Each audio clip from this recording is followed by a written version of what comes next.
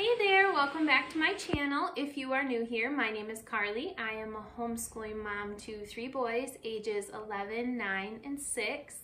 And I've been currently just making sure that I have everything we need for our homeschooling, our 5th year of homeschooling, which will be starting again in September. I know it's only June, it's hot outside, but it's nice to get all of this stuff like purchased and planned ahead of time. Yes, we have only been homeschooling for 5 years, even though my son will be 12 when we start our 5th year of school, because our kids were originally in public school. So welcome all the families, moms, dads, whoever, who are starting this journey with older kids. I've been there, we've done that, and it's very possible, and it is a wonderful experience for your family. I promise you can do it even if they've been in public school for many, many years before you start your homeschooling journey. When we started, my kids were in 3rd grade, kindergarten, and then my youngest was 2. So it's been a really fun process to see the difference in them and to see the growth in them since we made that shift. So welcome, I'm glad you're here. Today I want to share with you all of the picks I have for my 6-year-old who will be going into 1st grade in the fall. So let's just get into it, and then if you're interested in seeing what I have picked out for my upcoming 4th grader and my upcoming 6th grader, I'll have other videos just on all of their curriculum separately. So go ahead and check out all my videos on my channel if you want to see those as well. So the first thing that we always do is we always have some type of handwriting curriculum, and so we've been pretty consistent with the Good and the Beautiful's handwriting curriculum. So my youngest, Jack, he actually just finished the kindergarten one. Just like a couple weeks ago, he finished the handwriting, Good and the Beautiful kindergarten handwriting, and then in the fall he'll start handwriting level 1. He is doing like a separate one this summer just to really practice those letters, and that's handwriting without tears. I just happened to have ordered one of those just in case he didn't like the Good and the Beautiful, and so I figured we might as well use it over the summer. So he'll be using that this summer and then jumping into level 1 in the fall. So if you're curious what that looks like, if you know, like if your kiddo's ready for that, they only do printing in level 1, so that's perfect. As they get older, they do start doing some like cursive, and actually a lot of cursive in their older kids' books. But just for reference, like they start out with like doodling, and then just again forming those letters is a good reminder from the kindergarten book of how we form each letter. And then as you go into it farther, they start to do sentences as well. And then obviously the farther they get into the curriculum, the more they're doing. But I wanted to show you one of these pages. So almost every page has like fun little coloring activities at the bottom, or like drawing activities. And so it's not just handwriting, they also get to engage in like some creativity throughout it, which I think is super nice. And my boys, that's one of the reasons my boys like this one, is because a lot of the other ones, you're just doing like the writing of words and there's not like a creative side to it. If your kiddo is one of those kids who's like, I just want to get my work done, I don't want to be creative, they probably wouldn't prefer this kind of thing. But for us, my kids really, really enjoy it.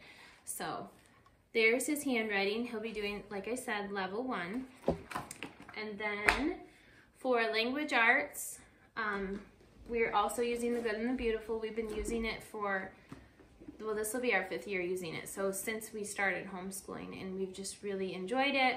And so he'll be doing language arts level 1 for the Good and the Beautiful. I've done this already with my middle son, Henry, so I'm very familiar with it. And I enjoy it. And so if you want to see like a flip through of any of these things, just comment down below and I'm happy to do that. If you're not sure if it's something that you would like, it's always nice to see a flip through of things. And then along with those, I got the Reading Booster B cards. which these have been super helpful. He's almost done with the Reading Booster A cards, and it just gives you extra practice on like different words and like different rules for how to pronounce words and spell words and things like that. And so the cool thing about this too is they get little stickers at the end of each. Once they master a card, they get a little sticker and they get to put it on the sheet. So my son enjoys that a lot. And then you can also get the books that correlate to that. So these are the Reading Booster B books. He's finishing up the A ones right now. And the nice thing about these is as you're doing the booster cards, they tell you when your child is ready to read each one of these books based on the rules that they've learned. So it correlates perfectly. It's really nice. There's Eleanor. She's in almost all of my videos because she just loves to be with me. And then along with that, we got the My Second Nature Reader book as well, which we are finishing up the first one right now. If you've watched any of my other videos, I was talking about how my youngest son, Jack, is a little behind in his kindergarten language arts book because he's had some medical needs that made it so he couldn't do some school earlier on. And so we're finishing that book over the summer, and then we're going to transition into all of this in the fall. So this is nice. This is a really cute little book, and it has a bunch of little stories in it, all about different things in nature. And he really loves the first one, so I think he's really gonna like this as well. But there's some of the words in it, if you're like curious like how hard it is, or you know what your child should be reading by the time they get to this level. So that's something that he'll be doing as well. You don't have to get the booster cards or the nature readers with the curriculum, but I just like all of it. I feel like the lessons for the littles are really short, and it's nice to add in some extra stuff once in a while. And then for math, he will be doing The Good and the Beautiful again, Math 1. He like zipped through the kindergarten one. This is definitely his like strongest subject, and so I got the math book. Now again, I've done this with my younger son, and you can definitely either, you know, print the pages if you don't get the full course book. If you just want to do like the digital version of it, you can print the pages and then print them again for your other children. I've also seen people who will like put like page protectors on them so that you can reuse them as well, which if you're trying to save even more money, even though their curriculum is pretty affordable, if you want to save even more money, I have seen people do that, and it seems to work, I think. We just ordered the new books. I like to just have them right in the books. It's easier for us, and so that's just what we do. But these are fun, colorful pages. That's one of the things I really like about them. Another thing that I like about them is they will include some like geography and different things like that within their course books, both in the language arts and in the math. And my kids have learned a lot about other countries just from doing like different activities in their math books and their language arts books without even really thinking about it, because they're doing like, you know, the other subjects, but it just is all incorporated together, which is really nice. But again, super colorful and fun, and it does not take a ton of time, which I appreciate with having 3 kiddos.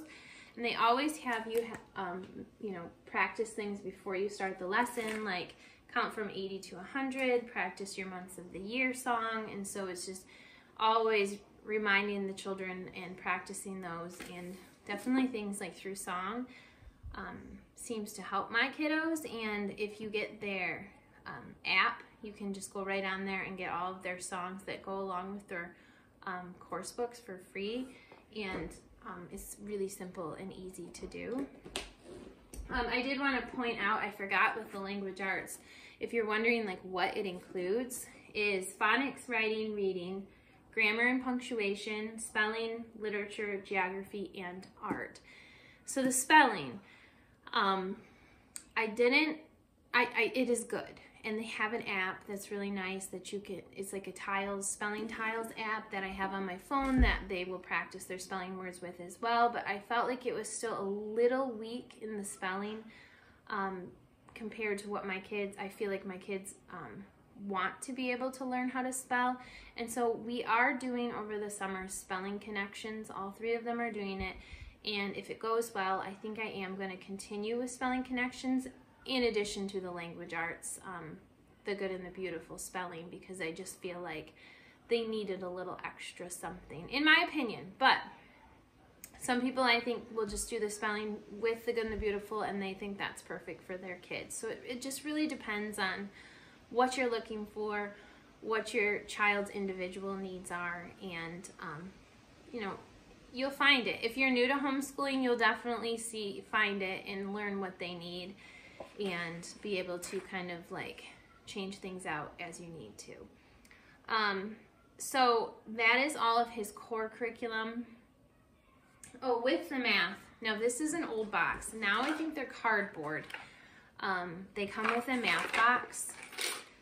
This used to have a clock hands on it, but they fell off because, like I said, we've done this curriculum before with my middle son, and it has all the parts inside still with all this different stuff that you'll be using, and the course book will tell you when you use all of these things.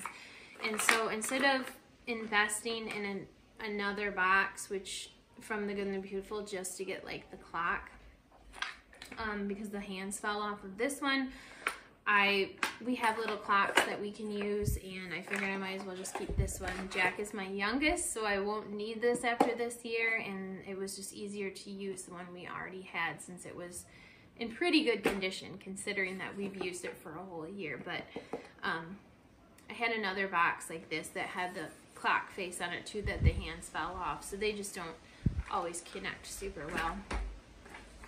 So like I said, that's all of his core curriculum. I will be doing a separate video with all of our family style curriculum, which will include like our history and our science. But that's all the stuff that he will individually do for first grade. It's kind of windy at my house. But I did want to share with you, we are part of a homeschool partnership that goes, we meet at a local elementary school once a week, and it's actually through our school system, which is nice, and they pay for everything. So it works out really nice for my kids, and they have tons of friends there. So with that, my kids get to take 5 classes each per year, like they go for the whole school year. They start in September, and then we end in May. So I just figured I'd share with you what each of them is taking for their partnership classes this year, because they get to choose. So Jack, again, my first grader, will be taking a super readers class, so just like practicing more reading skills amongst peers, which will be nice. He's taking a music and movement class, so it's like a gym class paired with musical instruments, and he took it last year and he loved it so much he asked if he could take it again this year. And then he's doing like a science class called Let's Find Out, and they're using a lot of like Magic School Bus type resources in that.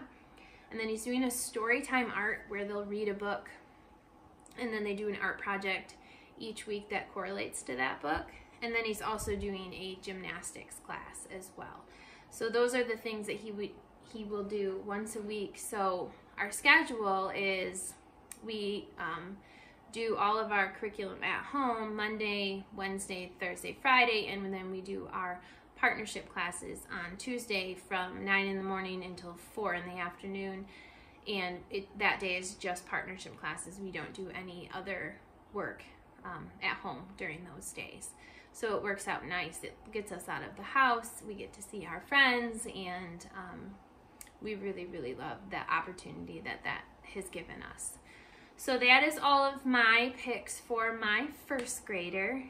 Thank you so much, as always, for watching. And again, if you want to see what I'm doing for my 4th grader and my 6th grader, go ahead and check out my channel for those videos, and have a great day. Thanks. Bye.